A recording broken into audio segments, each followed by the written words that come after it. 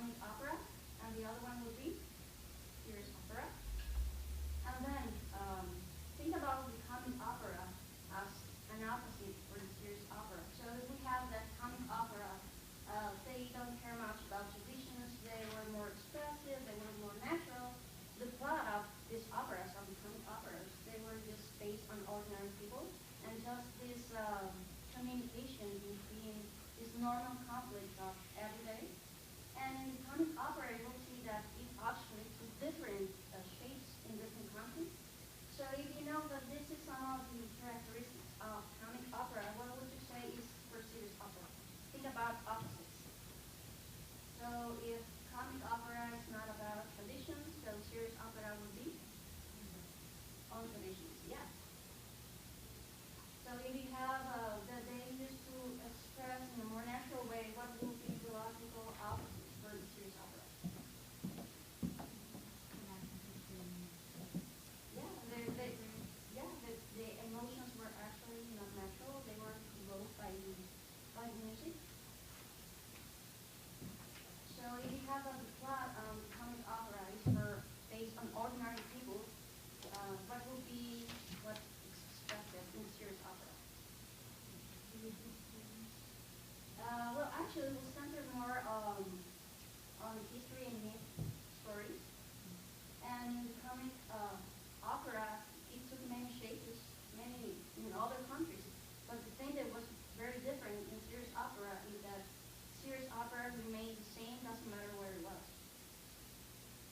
So we keep on looking for comic opera. It says that it was mainly supported by public audiences. And that was actually a huge change because they were not relying on someone that supported them. So then it served more purposes. And the comic opera was about making fun of people, actually. So they will have a lot of making fun of aristocrats, of band ladies, you have pretty bad lawyers, and they were all making fun of them. And the dialogue was based on a rapid reciprocative. So comic opera was this way, so I will be the logical opposite for serial opera. And the first one. So if the comic opera was supposed to be supported by the public audience, the serious opera would be,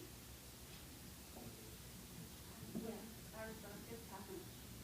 So if the other one served a purpose moral of making fun of people, which was actually really appealing for like the middle class, if they have the opportunity to go and see an opera which actually makes fun of the people that is very respected in the area, obviously they will pay for that. It's really fun. While the serious opera had a different intention, and the intention was to promote morality. So they would make operas where they would depict the mercy ruler or the greatest emperor of the time. So it's not about making a social statement. It was more like saying, oh, we have such a great government. So that was one of the main differences. And the dialogue was also very different in the serious opera.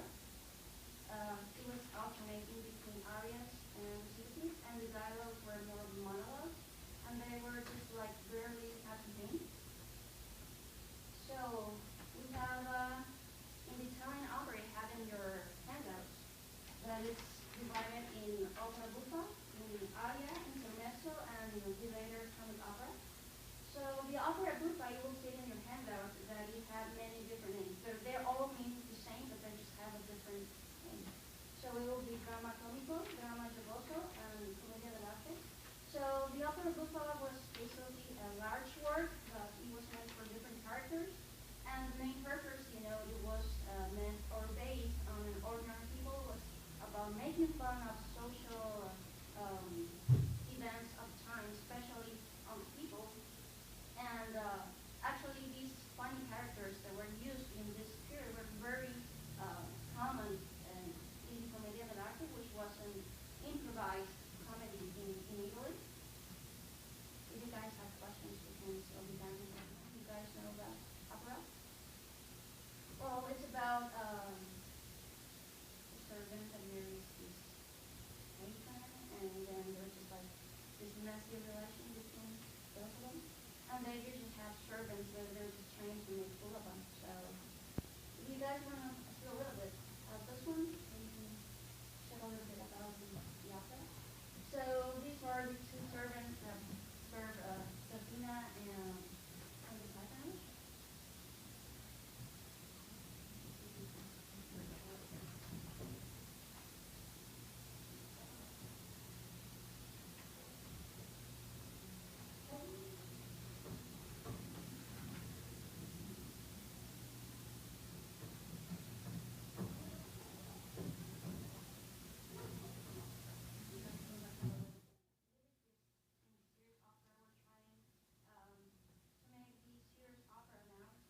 Now this reform is going to be on the Sears Opera, so you guys know it.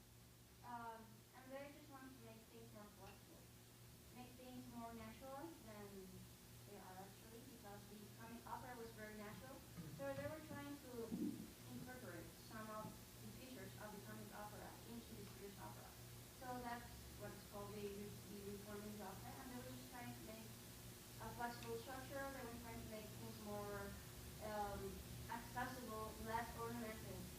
And one of the examples was that they would create more dramatic impact by using lighter ensembles. And they usually, in this part of the reform, they will actually count more on the support of the orchestra, so they want to have like evoke feelings. They will use actually the orchestra to evoke actually the audience instead of than just relying on the actors. So one of the main figures in this reform was Christopher William Love. And he actually, what he did, he was simplifying stuff too. So he took off the capo aria, and he will just take off all the ornaments in the singer's line so they wouldn't show off. What is really noticeable is that his compositions will have a lot of changes in the key, some dynamic levels of style, and they will just help to be more dramatic. And actually his operas were very inspiring for other composers like Paola. And then here is just a little bit about Paola Molina. It's one of his main operas. So I'm just going to do that.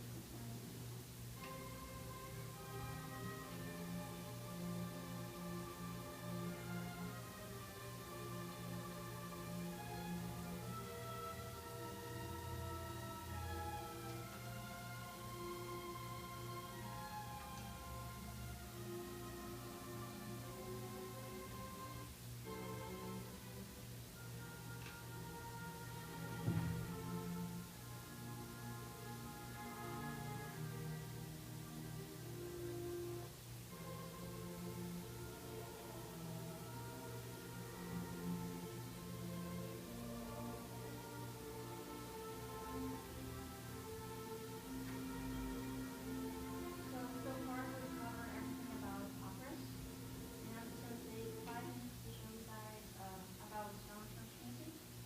So songs are basically just like simple melodies with a simple accompaniment. It was just like a reaction for the growing interest of people making actual music. And it was usually accompanied by keyboard and then also some ensemble for the part. And the songs were simple, they were syllabic, they were diatonic, and they were short. You guys are very familiar with those? And